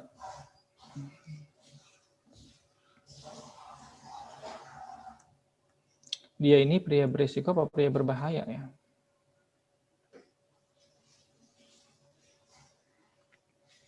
Kira-kira gimana? Ada seorang pria, dia bisa membuat anak itu hamil misalnya, atau dia membuat anak itu, perempuan itu nggak kuliah, nggak lulus kuliah karena seterusnya lah. Itu dia adalah pria berbahaya. Tadi kan risikonya tergantung bagaimana kita menerapkan mitigasi ini. Kita bisa mengolah ini. Misalnya kita hilangkan dia, ya udah kita hilangkan aja. Kita musnahkan dia dari kehidupan ini. Itu eliminasi, menghilangkan bahaya. Jadi bahaya itu pria yang pria berbahaya tadi dihilangkan. Kirim kakaknya yang paling galak itu kan, Kak, ini ada yang coba deketin saya, anaknya kayaknya nggak jelas. Selesaikan, hilangkan, eliminasi. Paling efektif kan, ketika dia hilang, tentu kehidupan akan lancar lagi. Kalau nggak bisa dihilangkan, karena melanggar hukum dan seterusnya, dosa dan seterusnya, disubstitusi, digantilah orang itu dengan orang yang lebih bagus. Atau digantilah dengan boneka saja misalnya, boneka teddy bear misalnya yang dia bisa curhat dan seterusnya pada boneka tersebut. Substitusi, mengganti bahaya, supaya dia tidak kena ada event tertentu, atau lagi konsekuensi yang parah. Kalau nggak ada, baru ada engineering control. Misalnya bagaimana sih engineering control, misalnya kita pasang dia GPS, misalnya kita tahu orang ini mau lewat sini, saya nggak akan ke situ, nggak akan ke kampus ketika dia ada di kampus. Jadi nggak akan pernah ketemu. Atau administrative control yang lainnya dan PP yang lainnya. Kira-kira itulah bagaimana gambarannya. Kalau kita hanya melakukan administrative control, bagaimana cara berbicara, bagaimana cara menolak dia dan seterusnya, itu tidak efektif. Apalagi kalau kita cuman, ya misalnya orang itu kita cuma pakai PP atau lindung diri, misalnya bagaimana kita pakai masker atau pakai hijab biar nggak kelihatan mukanya, nggak, dia tidak suka sama kita gitu misalnya, ya itu kan paling nggak efektif. Orang itu akan tetap dekat dan tetap mendatangi kamu. Jadi yang paling atas, yang paling pertama, baru kemudian ke bawah. Ini sebagai pola pikir orang K3. Mulai dari eliminasi, substitusi, engineering control. Kalau nggak bisa, baru kita kombinasikan antara administrative control, PPI, dan yang lainnya. Oke, lanjut. Ini contohnya ketika sudah ada identifikasi bahaya, kita lakukan identifikasi bahaya, kita nilai resikonya berapa tinggi sih, baru kemudian kita mengelola pencegahannya. Nah, jadi caranya identifikasi bahaya, kita lihat dulu di lokasi kerja itu, apa saja sih bahaya-bahaya yang terlibat, apakah ada bahaya fisik, bahaya fisika, misalnya panas kah, dingin kah, atau benda-benda yang tajam, benda berputar, dan seterusnya. Siapa saja orang yang terlibat, apakah tim yang ini saja, atau orang-orang yang lainnya, peralatan-peralatan atau material apa yang ada, apakah materialnya memang beracun, material yang iritan, dan seterusnya. Aktivitasnya apa sih yang dilakukan, apakah mesti naik ke tangga, ataukah kita bekerja di bawah, ataukah kita akan memperbaiki mesin, dan seterusnya. Ini bisa membuat kita mengidentifikasi kira-kira bahayanya apa. Setelah kita identifikasi bahayanya apa, kira-kira siapa sih yang punya potensi akan kena dampaknya? Siapa yang akan kena konsekuensi tersebut? Apakah kita pekerja, ataukah tim lain, ataukah lingkungan, ataukah peralatan? Bagaimana sih mekanismenya? Misalnya mekanismenya ketika ada energi listrik, mekanismenya ketika ada kontak. Ketika ada gas bertekanan, mekanismenya adalah ketika dia terjadi pelepasan. Ketika ada gas beracun, jadi pelepasan dan seterusnya. Di mana sih kira-kira bisa kejadiannya? Eventnya bagaimana kejadiannya ini? Kepleset kah? Atau dia kena apa gitu seterusnya? Itu perlu kita lihat. Kemudian kita hitung nilai risikonya, jadi berapa besar sih peluangnya, karena misalnya ada sebuah lubang di jalanan, itu memiliki risiko yang berbeda. Oke, ada sebuah lubang. Lubang ini berbahaya, karena orang bisa kejeblos, masuk ke dalam lubang, patah kakinya, dan seterusnya. Tapi nilai risikonya beda-beda, tergantung lubang ini ada di mana, seberapa besar peluang kejadiannya. Kalau lubang yang ada di jalan umum, tentu lebih tinggi peluang orang lewati jalan itu, sehingga orang akan bisa jatuh. Atau misalnya kita ambil adalah lantai licin lah misalnya. Ada lantai licin di tempat yang orang sering lalu lalang, tentu peluangnya lebih tinggi, probability-nya lebih tinggi. Dan konsekuensinya apa sih kalau orang kepleset jatuh, apakah cuman sakit di kakinya, di pantatnya, atau di mana gitu kan. Ketika lantai licin di jalan umum atau di jalan yang banyak orang lewat dengan lantai licin di belakang gudang yang jarang orang ke sana, tentu berbeda nanti nilai resikonya. Kita tentukan nilai resiko mana sih yang paling acceptable, nanti yang oke, masih bisa diterima, yang bisa diterima dengan beberapa pengendalian, atau yang nggak acceptable. Yang paling tinggi nilai resikonya itu yang kita tangani duluan, kita mitigasi. Mitigasinya apa? Tadi apakah bisa dieliminasi, kalau nggak bisa disubstitusi, bisa nggak, ada nggak sih engineering control bisa kita lakukan, baru kemudian kita lakukan proses kerja ataupun menggunakan alat pelindung diri. Dan siklus ini harus terus-menerus kita review secara berkala. Oke, ini saya salah ini. Sorry. Ini saya ambil contoh gambar ilustrasi sederhana ya, biar sama-sama aware dulu. Contohnya orang bekerja menggunakan tangga. Kejadiannya orang bisa terjatuh. Oke, kalau terjatuh, seberapa besar sih peluangnya, resikonya, likelihood-nya, kemungkinannya adalah bisa jadi rendah kalau tangganya bagus, di atas tersangkut dengan bagus, di bawah juga tidak akan kepleset. Kalau tangganya miring-miring, ada yang rusak di 1-2 anak tangga, juga tidak stabil seperti bisa akan kepleset, maka bisa jadi dia akan medium.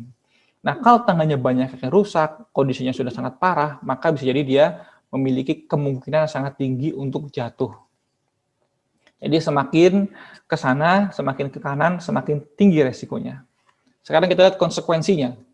Konsekuensinya, orang itu kalau jatuh dari lantai pertama, maka sangat rendah sekali. Konsekuensinya kan paling jatuh, ya cuman kesleo kaki lah misalnya. Kalau jatuh dari lantai kedua, maka mungkin akan medium, ada patah, mungkin di mana, di tangan gitu kan ya, atau di kaki gitu kan. Tapi kalau jatuh dari lantai ketiga, wah ini mungkin bisa meninggal ketika jatuh, kena pala duluan, dan seterusnya, maka bisa tinggi. Ya, konsekuensinya tergantung dari ini. Semakin ke atas, semakin tinggi. Nah, maka nilai resiko adalah seberapa besar sih perkalian antara konsekuensi dengan tingkat kemungkinannya. Jadi likelihood dengan konsekuensinya. Semakin besar, tentu ini yang harus kita tangani terlebih dahulu, yang harus kita prioritaskan penanganannya. Kalau yang di bawah sini mungkin acceptable, ya udahlah kita nggak perlu apa-apain. Yang di sini mungkin kita perlu hati-hati, mengingatkan pekerja, ada beberapa langkah pekerjaan yang kita harus perhatikan dan seterusnya. Yang ini nggak boleh ada di tempat kerja kita, harus kita selesaikan dulu sebelum pekerjaan bisa berlanjut. Kira-kira begitu sederhananya. Balik lagi. Oke, sekarang analisis risiko tadi kita lihat secara kualitatif, penilaian risiko. Ada juga banyak sekali penilaian risiko yang secara kuantitatif, pakai nilai-nilai hitung-hitungan. Jadi ada dilihat tingkat kegagalannya dan seterusnya, itu nanti sesi yang berbeda lagi dengan orang yang berbeda. Baru inilah kesimpulannya.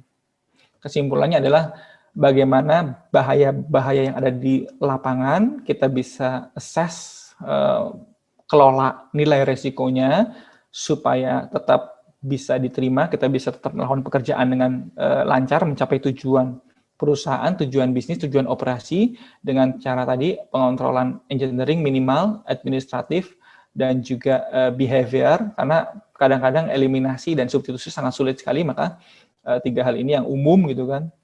Kemudian bagaimana sih kita mencegah darinya kejadian dari celaka, cedera, dari penyakit akibat kerja, kerugian, kerusakan pada peralatan, dan juga supaya menghindari loss, kerugian.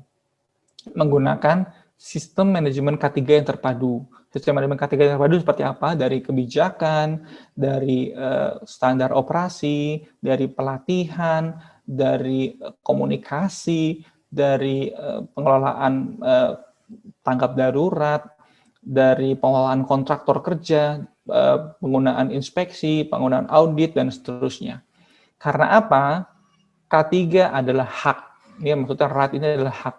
Hak pekerja. Kita dilindungi, dan saat ini pekerja kita lebih sering menuntut hak gajinya dibandingkan hak keselamatannya, yaitu bertahap lah ya. Saat ini mungkin haknya hak gaji dulu, kemudian saat ke depan kita harapannya menuntut supaya tempat kerja menjadi tempat kerja yang selamat, haknya.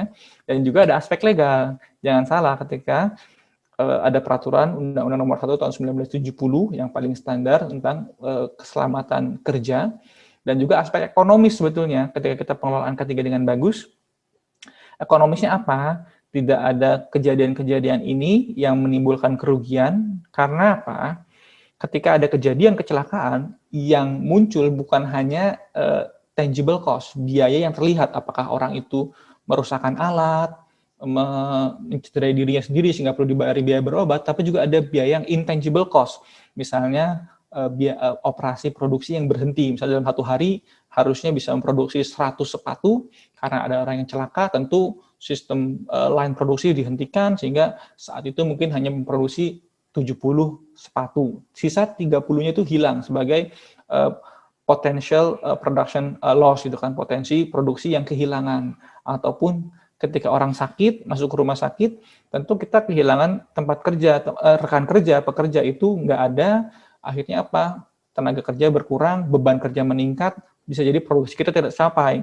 Kalau orang itu diganti dengan orang lain, itu butuh training, pelatihan, ada biayanya, bagaimana pekerja tersebut juga membutuhkan waktu untuk menyamakan irama kerja, dan seterusnya, sehingga ada banyak sekali potensi kehilangan secara ekonomis yang tidak intangible, yang tidak terlihat secara langsung.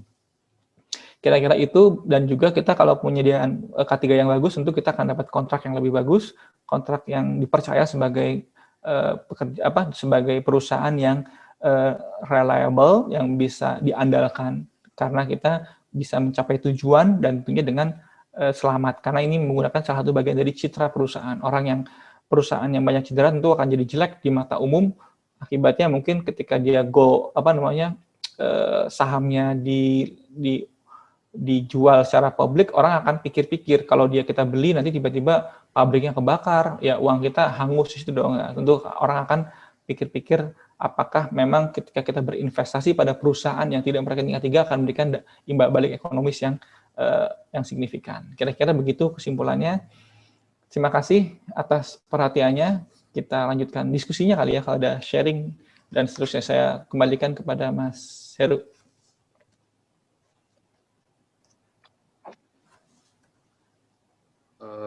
Baik, terima kasih Pak Samsul paparannya. Di sini udah ada 5 penanya, Pak. Penanya, saya panggil satu-satu aja ya, Pak ya. Penanya pertama itu ada Pak Petrus Jakub. Pertanyaannya, Pak Petrus, saya buka mic aja ya, biar pertanyaannya tersampaikan. Wah, Pak Petrus ini dia senior saya ini dia nih. Pak Petrus yang sharing lah Pak. Jangan nanya Pak. Silakan Pak, sharing aja Pak. Silakan Pak Petrus.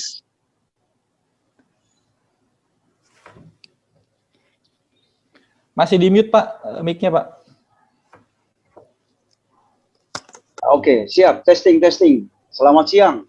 Assalamualaikum pada siang, Pak Petrus. Bapak Samsul Arifin, salah satu praktisi dan K3, serta materi-materi yang up to date. Ya, ini sahabat saya ada di grup juga ya, grup bincang-bincang K3. Saya siang ini bahagia banget Pak, bisa bertatap wajah. Selama ini kan kami hanya menulis ya. Nah, ini. Ya, jadi berterima kasih sekali ya Bapak hadir di sini. Sebenarnya pertanyaan saya sudah banyak saya tulis di chipboard itu. Tetapi ya mungkin Pak Samsul kangen sama saya untuk mendengar suara saya, ya enggak apa-apa Pak. Biar kita makin lebih terkenal begitu ya Pak ya. Siap. Ya, iya. Oh, materinya sangat bagus sejak dari awal. Ini saya baru itu setelah melihat ada ini, dan saya kaget juga tadi. Waduh, buru-buru nih saya langsung ngeling gitulah. Orang Jakarta bilang ngeling. Ternyata, waduh, banyak juga yang ikut ya. 79 ya peserta. Pertanyaan saya karena ini menyangkut di offshore ya Pak ya. Offshore ini yang paling krusial yaitu manajemen sistem K3. Nah, ini. Dari pengalaman saya ya, dari background inspektor crane lifting sampai menjadi HSE. Tentu banyak sekali yang sudah saya alami. Pertanyaan saya ini menyangkut yang tepat sasaran saja yang Bapak tadi sampaikan mengenai rig dan peralatan. Dari yang sudah saya melihat itu, salah satu pertanyaan saya, ini saya kutip dari chipboard itu, begitu banyak standar ya, dari ASMI, SMI juga ada untuk inspeksi dan sertifikasi peralatan alat bantu atau lifting dan tool daripada rig tersebut ya, sebelum dia melakukan pekerjaan itu sudah ada namanya pihak tiga. Nah, ini bagaimana tanggapan Pak Samsul terhadap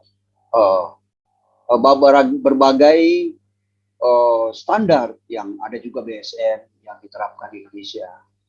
Itu terus SNI juga ada khususnya untuk pemeriksaan wire, itu kita acuannya dari situ juga. Sering terjadi kontradiktif Pak di lapangan. Kadang si A mau pakai standar ini, owner spec juga berpengaruh. Jadi kadang-kadang itu bingung Pak. Kalau bingung itu mau pegang yang mana gitu kan Pak ya. Ya, jadi banyak. Jadi istilahnya itu seperti di Indonesia ya. Di rig dan peralatannya itu. El Nusa contohnya. Mohon maaf teman-teman yang ada di El Nusa hari ini yang datang atau dari teman yang lain, mohon maaf ini. El Nusa menerapkan ASMI contohnya. Lalu saya datang dengan perusahaan saya misalnya, yang dulu BKI, Birokrasi Bagasi Indonesia, per 3 bulan kami ke offshore. Contohnya di Sinop. Saya sudah membuat HSE plan. Saya sudah membuat lifting prosedur standarnya begini. Tetapi pada kenyataannya nanti kita akan waktu meeting sebelum memulai pekerjaan itu, HSE setempat komen ya, company yang di kapal itu, company man, dia akan bertanya, sejauh mana Pak ini? Oh ini kami diskusi. Nah ini menjadi kadang kontradiktif di lapangan. Nah bagaimana Bapak sebagai praktisi melihat dan mengambil satu kesimpulan standar yang pas, terus SMK 3 tadi juga saya melihat ini, saya juga mengikuti SMK 3 ya Pak ya, dan berharap Indonesia wow gitu. Nah, tetapi ada juga yang OSAS dan lain-lain. Apalagi muncul sekarang ISO 45001 2018 ini gencar-gencar semua ini Pak. Bapak sebagai praktisi dan pemberi materi hari ini, bagaimana Pak? Mohon supaya adik-adik kami yang ada di sini, fresh graduate dan senior yang ada juga bisa memahami apa itu. Jadi ada kerangka acuan, apalagi SKKMI gencar-gencarnya Pak ya. Silakan Pak. Terima kasih. Siap Pak Petrus. Ya. Wah mantap sekali Pak Petrus nih. Mungkin saya komen simpel aja kali Pak ya, karena Pak Petrus sudah pengalamannya sudah sangat kemana-mana sudah beliau ini. Saya sih dari praktek yang saya sudah pernah lakukan adalah gini, ketika kita mau mulai operation dulu, tentu pastikan kita punya, misalnya kita sudah sama-sama paham, sama-sama saling satu persepsi tentang standar yang ingin kita rujuk.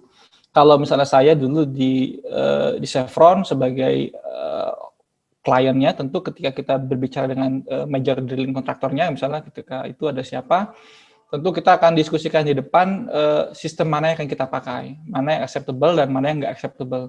Jadi kita buat bridging dokumen. Tentu dia punya sistem manajemen K3, saya juga punya sistem manajemen K3 perusahaan, dia punya sistem manajemen, kita sama-sama review mana yang paling stringent, yang paling kuat biasanya Pak. Dan itu yang kita sepakati bersama. Itu biasanya kita sepakati bersama di depan gitu kan. Oke, untuk misalnya pengetesan gas levelnya adalah ini karena sama misalnya, atau ketika melakukan misalnya yang paling ketat misalnya yang paling umum ya misalnya, karena kalau lifting rigging itu nanti saya punya tim sendiri spesialis, kita biasanya juga minta bantuan dari dari tim engineering Pak. Saya juga nggak ngerti semua hal gitu kan ada banyak juga ya Bapak mungkin juga sudah sampaikan tentang BSIN 1207 misalnya, 12079 misalnya, ataupun menggunakan yang lainnya gitu kan. Jadi kita tentu akan kesulitan dan biasanya si kontraktornya dia akan sudah diskusi dulu dengan tim subject matter expert kita, mana yang akan sama-sama dijadikan acuan, apakah boleh pakai ini menggunakan standar Inggris atau menggunakan standar Eropa atau standar yang lainnya, standar Amerika gitu kan. Kadang-kadang itu agak tricky Pak, apakah dua-duanya juga diterima gitu kan. Jadi kita sama-sama di depan, oke kalau misalnya pakai ini boleh, ya ini juga boleh, nggak masalah. Cuman ada beberapa memang yang ada sedikit perbedaan, tapi kalau di awal sudah sama-sama clear, dua-duanya bisa diterima, dan itu nggak jadi isu sih Pak kalau saya Pak, di kita yang penting itunya valid, sertifikatnya valid. Kadang-kadang juga ada yang biasalah Pak, aspal-aspal yang agak sedikit susah kita untuk mengeceknya kan, terutama ketika dilakukan oleh inspeksi oleh pihak ketiganya juga ternyata bukan inspektor yang certified gitu Pak untuk melakukan inspeksi itu kan. Sering pernah kita jumpai juga ketika menginspeksi lifting rigging ataupun kontainer gitu kan, dia mengeluarkan sertifikatnya masih valid, segala macam masih bagus, tapi ternyata ketika cek dia inspektornya itu bukan inspektor yang qualified untuk bisa melakukan inspeksi itu, meskipun dia inspektor, meskipun di perusahaannya perusahaan besar ya. Ternyata dia nggak qualified untuk melakukan pengecekan dengan pengecekan kontainer, karena dia adalah sebagai manufaktur, dia sebagai orang yang membuat engineering-nya dia. Jadi dia beda izin gitu kan. Kalau saya sih ngeliatnya gitu Pak. Yang pertama memang kita sama-sama sepakat di awal, ada bridging, ada jembatan antara standar kita atau standar kontraktor. Kalau dua-duanya sudah kita sama, makanya penting sekali untuk pre-mobilization meeting, pre-mob meeting. Jadi kedua belah pihak sama-sama sudah satu halaman ketika melihat sesuatu, jangan sampai di tengah jalan baru komplain, itu agak susah Pak ya untuk mempersiapkan persiapannya lagi, tentu ngirim orang ke lapangan, menggunakan apa dan terusnya, biayanya juga lebih banyak lagi ketika dibandingkan kita bikin sekali aja. Mungkin itu kali Pak jawaban singkat saya Pak. Mohon maaf kalau belum bisa memuaskan Pak Petrus ini. Oh, terima kasih. Mungkin terima kasih Pak Samsul, dari adik-adik yang lain ini kan saya melihat sini. Ada juga. Oke Pak Petrus, kita lanjut ke pertanyaan selanjutnya. Ada Pak Nardipta. Kalau mau open mic silakan Pak. Oke. Salam Pak Samsul, terima kasih sharingnya. Ini juga Dipta nih, senior juga nih. Waduh. Saya ingin bertanya Pak Samsul, kalau untuk DJ Caprik sistemnya seperti apa ya untuk sampling food? Kalau di Drillship untuk pekerjaan survei geoteknikal itu selama beberapa hari diambil 1 atau 2 sampel gitu Pak, untuk indikasi poisons itu Pak. Oke, indikasi itu saja keracunan. Pak Samsul. Siap. Oke, menarik juga nih. Tapi udah ada kejadiannya masalahnya ya Mas ya. Biasanya gini, kalau dari sisi food safety, jadi ada yang disebut dengan HACCP, Hazard Analysis Critical Control Point. Bagaimana kita menentukan titik-titik yang kritikal dalam proses pengelolaan makanan. Misalnya penyimpanan makanan, pengiriman makanan, dan seterusnya, pengelolaan makanan dan seterusnya. Makanya dilakukan inspeksi oleh inspektor yang belum tentu medik, nggak mesti orang medik, tapi dia punya certified sebagai food inspector. Karena ada banyak nih, karena dia mesti ngerti critical control point untuk sistem pengelolaan makanan. Misalnya ketika dia menyimpan daging beku, suhunya berapa? -5, -18, dan seterusnya. Bagaimana ketika dia melakukan pengelolaan, gampangnya misalnya pengelolaan makanan. Apakah ketika makanan itu mau disiapkan, apakah di towing dengan benar? Misal towing itu didinginkan di suhu ruangan dengan betul, suhunya tepat, dan seterusnya. Dan ini ketika dia memotong buah atau memotong daging, memotong sayuran, apakah menggunakan cutting board atau tatakan yang berbeda gitu kan, pisaunya juga berbeda, seterusnya. Itu ada beberapa praktek-praktek dari food hygiene yang banyak. Jadi ada checklistnya. Makanya ketika kita mau acceptance list, mau menerimakan sebuah rig gitu ya, tentu kita terdiri dari multi tim gitu kan. Saya sebagai tim safety-nya, nanti ada tim usernya sendiri, company representatifnya, kemudian ada tim food hygiene yang akan memeriksa kondisi makan, tempat penyimpanannya, freezer, chiller, dan seterusnya. Kemudian juga ada tim dari lifting rigging yang akan mengecek crane, mengecek alat-alat bantu angkat-mengangkat, ada juga tim dari Marin yang akan memastikan keandalan dari sistem peralatan Marin yang di lapangan. Ada juga dari aviation, dari orang yang akan mengecek memastikan landasan atau helipad yang akan digunakan valid dalam kondisi yang bagus. Jadi itu makanya ada banyak sekali multidisiplin yang akan melakukan penerimaan terhadap ketika mau nge-save. Dan itu nanti akan muncul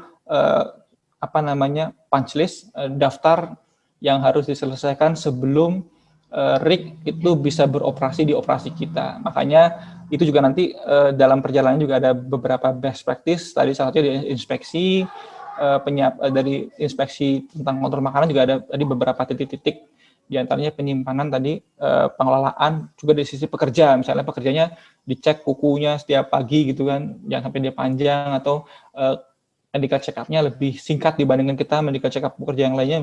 Medical check up pekerja yang lainnya mungkin 1 tahun sekali, dia 6 bulan sekali, dan daftar periksanya juga berbeda karena dia punya harus spesifik, apakah dia ada beberapa spesifik daftar pemeriksaan yang harus diperhatikan ketika dia itu jadi penjamah makanan. Kira-kira itu sih, Mas, kalau saya sih bikin secara sederhana ya. Mungkin itu ya, Mas Heru. Terima kasih Pak Samsul sharingnya. Semoga bermanfaat untuk mahasiswa dan fresh graduate di sini. Terima kasih Bapak. Terima kasih Pak Nardipta Pratama. Selanjutnya ada Mas Furkon. Ada Mas Furkon. Mau bertanya juga. Silakan Mas Furkon. Halo Mas Samsul. Woi, halo. Furkon ikut juga dia. Kedengarkan kah? Akhirnya datang. Ya. Izin Mas, tadi saya juga udah taruh di kolom chat mengenai pertanyaan saya. Pertanyaan saya kan sebenarnya mengenai kita kan seorang safety inspektor. Nah, kita kan punya maksud apa aja program safety kita, Mas. Nah, terkadang itu kan kita harus bernegosiasi dengan orang keuangan, Mas. Mohon izin, Mas, kira-kira pengalaman Mas itu selama menjadi orang safety, apa saja yang harus diberikan atau apa aja yang harus dipresentasikan kepada orang keuangan supaya orang keuangan tuh maksud dari kita, program safety kita itu kena gitu. Bagaimana, Mas? Terima kasih, Mas. Thank you Mas Furkon. Kita terbantunya gini, ketika kita di industri migas, kita terbantu dengan beberapa tekanan untuk bekerja secara safety. Tekanan pertama, ketika kita mau ngambil kontrak, mau ngambil tender, biasanya kita perlu submit CASM, persyaratan untuk pre-qualification. Kita ini qualified nggak sih untuk jadi rekanannya si perusahaan itu. Nah, itu dibuktikan dengan beberapa daftar periksa. Misalnya ya, saya juga dulu sebagai kontraktor mau CASM, mau mengambil kontrak untuk di ConocoPhillips misalnya. Saya harus ngisi-ngisi beberapa bukti bahwa perusahaan saya memiliki sistem K3 yang sudah bagus. Nggak mesti hebat banget, tapi paling nggak bagus, lolos nilai minimal mereka, 70 atau 60 minimalnya begitu, saya lupa. Di situ ada banyak pilihannya, misalnya dari policy-nya, dari sisi prosedur punya nggak yang spesifik dengan bisnis perusahaan saya ya. Kemudian pelatihan terhadap pekerja, bagaimana penyediaan alat pelindung diri. Tentu di penyediaan alat pelindung diri juga isinya banyak, dari sisi identifikasi alat pelindung diri yang sesuai, dari sisi pelatihan tentang penggunaan alat pelindung diri, dari sisi maintenance alat pelindung diri, dari sisi kita distribusi alat pelindung diri dan seterusnya, itu ada banyaknya. Kemudian dari sisi tanggap darurat, apakah perusahaan punya sistem tanggap darurat, bagaimana pelatihan dengan tanggap darurat kesehatan, misalnya adanya nggak yang certified untuk first aid case, first aid trainer misalnya, ada nggak yang certified untuk melakukan basic firefighting? Oke, basic firefighting ada, terus kemudian ada nggak yang advanced firefighting gitu kan? Kemudian ketika kamu kerja, perusahaan kamu kerja di ketinggian, kamu punya nggak tentang untuk orang yang bekerja di ketinggian training dan seterusnya? Makanya itu kita dibantu ketika kita mau pertama kali menjadi ngambil kontrak atau mau bertender gitu kan, mau ngambil tender pada perusahaan, kita harus menyediakan itu.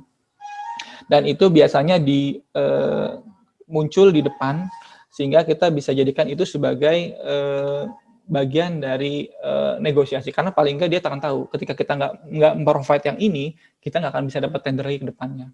itu minimal banget. Jadi emang udah di industri migas sudah sudah mafhum, semua orang tahu ketika kita mau ikut tender juga harus punya itu. Kalaupun kita nakal-nakal ya, banyak adalah perusahaan yang nakal, misal hanya nyiapin di atas kertas gitu ya. Oh, ini punya, itu punya, ini punya. Nanti ketika kita sudah ikut tender, kita dapat tendernya, nanti akan diinspek sama mereka. Saya sendiri pun pernah diinspek dan saya pun pernah menginspek gitu kan. Jadi kita siap gitu kan, kita diaudit sama klien gitu kan, datang ke kantor jebret, ngecek beberapa hal gitu. Bener nggak sih ini orang ini punya apa nggak sih? Punya nggak sih dia pelatihan untuk kerja? Punya nggak sih evaluasi pekerja di setiap tahunan gitu kan? Wah, kita ribet tuh nyiapin segala macam.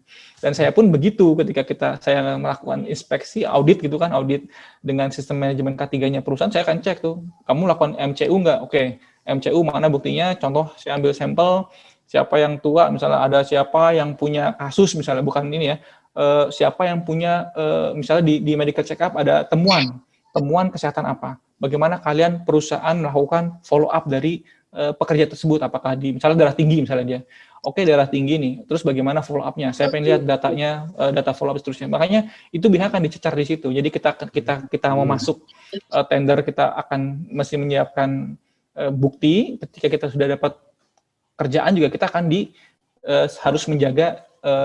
harus menjaga kinerja K3-nya, dan itu tercatat supaya nanti di audit kita punya evidence. Jadi kalau untuk negosiasi saya pikir agak sedikit simpel, karena kamu tinggal bisa nunjukkan saja ini adalah yang dipersyaratkan klien, mereka minta ini A, B, C, D, E, F, G sampai seterusnya, dan kalau kita nggak ini, kita sebagai orang safety sudah memberikan advice, makanya kita sebagai advisor sebetulnya. Fungsi kita adalah fungsi sebagai advisor. Saya akan kasih ini advice saya, kita menyediakan A, B, C, D, misalnya kita menyediakan training untuk first aid case, atau training untuk apa, saya menyarankan kita mengupdate alat P3K misalnya dan seterusnya. Kalau enggak, nanti kita akan kena kasus, kita akan kena nilai, bisa jadi kita akan tersuspend, CASM kita nilai jelek, kita nggak bisa ikut tender lagi. Saya juga pernah menjelekkan nilai orang sehingga dia butuh waktu untuk kalau dia waktunya pas untuk tender, dia akan celaka.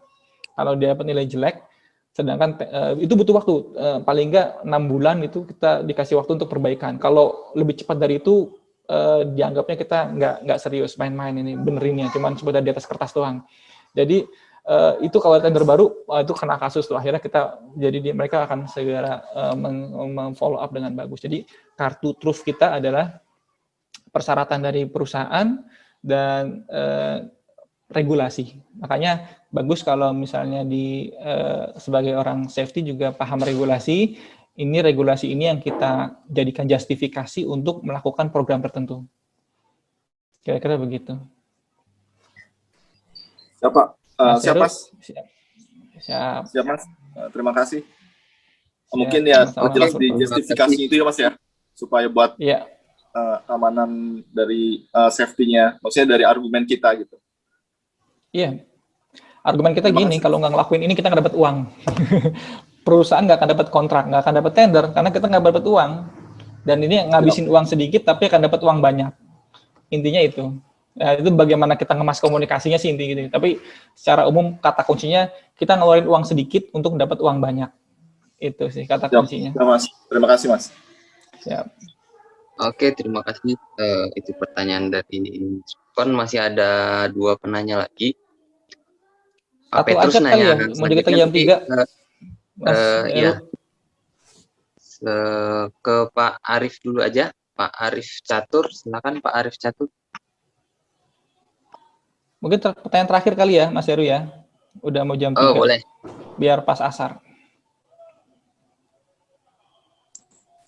Pak Arif Catur. Iya. Pak Arif. Nah, silakan Pak. Iya, Pak. Ini Pak. Ya, saya ada 2 pertanyaan tadi ya. Saya masukkan dalam chat box. Pertama mengenai salah satu materi tadi dikatakan tentang penggunaan tangga ya. Saya pernah membaca bahwa tangga yang diinformasikan di slide itu sebenarnya kurang tahu juga apakah itu tetap diizinkan apa enggak. Karena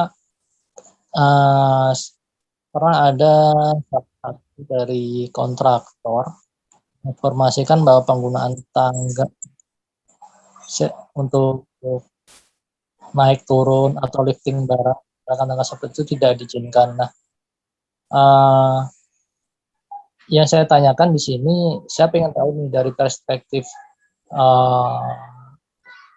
kontraktor, maksudnya dari K3S atau operator ini, menanggapinya bagaimana? Apakah memang ada standar tersendiri khusus penggunaan anak tangga tersebut di operasional oil and gas?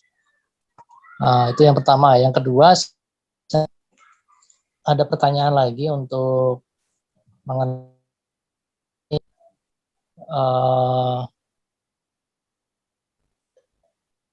maaf saya agak lupa tadi apa ya, Yang mengenai stop to work, Pak. ya stop of work itu, stop work atau stop job.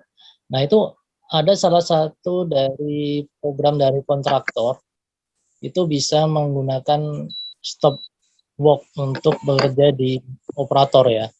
Nah, itu sepertinya akan bertubrukan gitu loh dengan klausul kita, misalnya kita ada program NPT, Euro NPT. Nah, itu bagaimana menanggapinya ini dari sisi operator sendiri? Ya, terima kasih, Pak. Oke, mantap. Ini udah ahli juga nih Mas Arief. Ini udah biasa dia kerja sepertinya nih.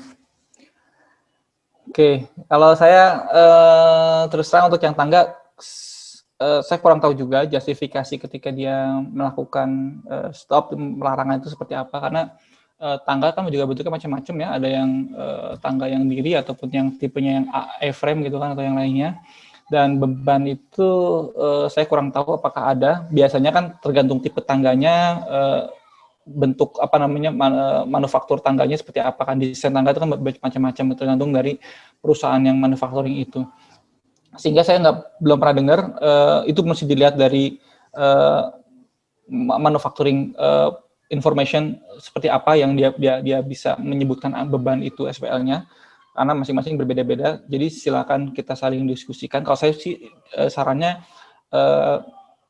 operator juga nggak mesti selalu benar dan kita pun nggak mesti selalu salah gitu kan. Jadi saling kita sama-sama diskusi aja. Kalau memang dia merasa yang kita lakukan itu kurang tepat, referensi dia apa, dan kita sampaikan juga referensi kita apa. Misalnya dia bebannya sekian maksimalnya, oke, saya juga punya dari manufaktur, saya beli tangga ini misalnya di S1 atau di mana, beban saya misalnya sekian diperbolehkan sekian kilogram atau sekian pound segala macamnya. Itu bisa kita jadikan sebagai diskusi lah, saya bilang sih ya. Karena standar yang umum saya nggak tahu ya, karena biasanya standar yang umum misalnya tentang penempatan tangga misalnya ada selalu lebih, memang tadi gambarnya seperti itu ya, tapi misalnya dilebihkan 3 feet di atas titik tertinggi misalnya kan, atau 1 meter di atas titik tertinggi dengan kemiringan yang 75% atau perbandingannya 1:4 gitu kan, satu bagian yang keluar, 4 bagian yang berdiri. Seperti itu perbandingannya selalu gitu. Apa ketika dia tingginya 4 meter berarti bagian yang dari jauh dari tembok ke anak tangga yang geser itu sekitar 1 meter. Kalau tingginya lebih gitu kan 8 meter berarti tingginya 2 meter dan seterusnya. Itu berbagai macam praktek-praktek seperti itu. Atau tidak boleh berdiri di atas tangga 3 anak tangga yang paling atas. Itu beberapa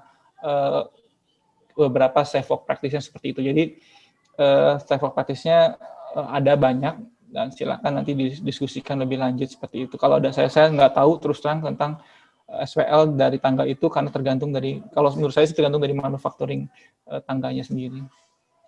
Kedua, kalau memang ada program stop work gitu ya, dan semua orang memang punya kewenangan, harus melakukan itu. Kenapa? Ininya gini, stop work authority kenapa sih muncul gitu kan? Stop work authority muncul ketika tadi kita ngelihat bow tie diagram, itu ada barrier antara yang preventif dengan yang mitigatif. Dan barrier ini tipenya macam-macam, bisa berupa proses maupun physical maupun yang people gitu kan. Nah, harapannya harapannya orang juga bisa menjadi barrier terakhir ketika tidak ada yang bisa melakukan barrier, karena manusia itu punya decision making yang unik, melakukan assessment juga sangat menarik, itu kan dia bisa melakukan penilaian. Yang menarik misalnya saya ketemu orang juga ketika nyalain mesin gitu kan, mekanik ini dia udah bisa dengar nih, ini mesinnya ada yang salah di sini gitu kan. Baru cuma dengar mesinnya doang, dengar suaranya aja, itu kan sangat lumayan ahli dia. Dia memang ahli di bidang itu gitu. Ketika dia nyalain mesin doang, dia tahu ini ada yang loose di beltnya nih, ketahuan nih. Baru dengar mesinnya doang gitu, baru dengar suaranya, dengar suara his dari suatu peralatan juga dia bisa merasakan. Jadi makanya dia harus melakukan stop work authority ketika itu memang dirasa membahayakan keselamatan orang lain dan keselamatan dirinya sendiri. Jadi stop work authority bagian dari personal barrier yang diharapkan mencegah terjadinya event maupun diharapkan mencegah terjadinya konsekuensi yang sangat parah. Ketika dihubungkan dengan NPT, non-productive time gitu kan, ketika dia dihentikan prosesnya, pekerjaannya berhenti, maka pekerjaan akan jatuh ke NPT gitu kan. Ya itu sih bagian dari konsekuensi ya. Tinggal bagi apakah memang justified nggak NPT-nya itu. Kalau saya bilang sih justified nggak, worth it nggak untuk worth it nggak sih ketika kita menghentikan 1 jam 2 jam operation untuk sebuah kejadian yang kalau nggak kita stop akan ada cedera orang ataupun kerusakan peralatan yang lebih parah dan seterusnya, atau kita nggak bisa melanjutkan operation yang lebih selanjutnya gitu kan. Jadi emang itu harus sangat serius, sangat disarankan, dan memang nggak segampang yang disampaikan. Beberapa orang itu cenderung terutama ya orang yang di kontraktor sendiri, ketika dia mau nyetop tentu nanti akan balik ke dirinya sendiri ketika perusahaannya dianggapnya tidak bisa perform karena tidak berfungsi dan seterusnya, atau tadi ya balik ke kena NPD dan seterusnya. Jadi memang harus sama-sama dewasa dulu dari sisi kematangan budaya K3 di perusahaan, dari sisi klien juga harus matang. Kalau dia juga nggak matang secara budayanya, dia akan melihat stop work authority disalahkan, blaming, menyalahkan. Sedangkan perusahaan-perusahaan yang sudah matang tentu dia akan melihat stop work authority dihargai, dan saya pun pernah juga melakukan apresiasi ketika orang kita yang simpel-simpel di lapangan kan kita kasih merchandise, apakah itu berupa kaos ataupun tumbler dan seterusnya, itu untuk orang-orang yang memang melakukan stop work authority di lapangan. Jadi emang tergantung dari budaya yang ada di lingkungan kerja ketika itu. Kalau makin matang perusahaannya ya tentunya akan semakin hebat, semakin mudah menjadikan ini sebagai suatu budaya, bukan cuma sekedar program yang ada aja tapi pelaksanaannya akan berat. Mungkin itu kali ya Mas Heru, kita cukupkan, capek juga saya Mas. Oke, Mas Samsul. Demikian tadi Pak Arif ya. Jadi kalau untuk stop of work, kalau merasa pekerjaannya tidak aman, sebaiknya di stop untuk kenyamanan bersama, seperti yang disampaikan Pak Petrus itu. Stop your work if you don't feel safety. Ya, ini sedikit pengalaman saya dapat di Petronas. Mereka berani pekerjaan dalam unsafe condition. Jadi, saya belum lihat di produksi. Kacau balau nanti kalau kita produksi berhenti seperti kata Pak Samsul tadi itu, waduh, bisa rame Pak. Jadi, iya Pak. Ya, sedikit tambahan. Oke Pak. Oke, silakan. Baik, untuk Bapak Ibu peserta register, untuk kehadirannya udah kami record. Kemudian karena ini Sorko seri, di minggu depan, di Sabtu depan akan diadakan semacam evaluasi untuk nanti penerbitan sertifikatnya untuk peserta yang terdaftar. Demikian, mungkin itu informasi dari kita Bangun Energi. Terima kasih Pak Samsul. Mungkin karena ini sesi terakhir, kalau boleh kita ngambil dokumentasi. Silakan Bapak Ibu, kameranya dibuka untuk kenang-kenangan kita. Saya akan ambil fotonya dari Bapak Ibu sekalian. Harap ditahan posenya 1, 2, 3. Mungkin ada beberapa halaman ini. 1. Oke. Halaman selanjutnya, sip. Halaman selanjutnya ada selanjutnya. Bapak ada yang Pak Yanmi lagi di mobil, hati-hati Pak. Selanjutnya. Siapa? Oke, mungkin cukup dari saya, perwakilan dari Bangun Energi bersama Mas Kon yang menghandle sesi ini. Mohon maaf jika ada berbagai kekurangan dalam sesi. Kalau ada masukan kita akan terima dengan senang hati, bisa disampaikan ke kita. Mungkin Pak Samsul ada tambahan closing statement mungkin? Oke Pak, kalau dari saya mungkin gini ya, closingnya Mas Heru. Safety itu seperti perjalanan, seperti sebuah journey gitu ya. Kita selalu belajar dari sisi pribadi, sisi personal juga ada hal baru yang kita temui. Kita nggak mungkin bisa juga tahu semuanya gitu. Misalnya saya tahu tentang lifting rigging atau saya nggak mungkin juga tahu tentang semuanya. Paling saya juga walaupun saya dulu pernah training untuk lifting rigging atau segala macam, ya kalau nggak dipakai kan lupa lagi gitu kan. Juga bisa jadi nggak tahu tentang food hygiene atau banyak sekali elemen-elemen dari K3. Di situ banyak sekali elemen-elemen K3 kita baca, kita pelajari, dan kita sambil jalan saja. Kita butuh pelajaran, kita butuh banyak sharing-sharing seperti ini. Selain juga kita lihat dari standar referensinya. Saya sarankan kita sebagai seorang praktisi K3 melihat langsung standarnya, referensinya. Misalnya tadi tentang lifting rigging, dari mana sih standarnya untuk lifting rigging ketika kita menentukan sebuah sling itu layak, apa sih kriterianya buat sling itu layak, kapan kita menyetop sebuah pengangkatan yang kondisi slingnya itu sudah jelek gitu kan. Itu perlu kita pelajari secara teknikal. Jadi kemampuan teknikal sebagai orang safety dikuasai, selain kemampuan soft skill, kemampuan kita berkomunikasi supaya orang tidak tersinggung. Karena kita perhatikan ya, kerja di lapangan panas segala macam, kemudian kita menyetop orang bekerja walaupun dia itu salah, bisa jadi kita akan dipukul.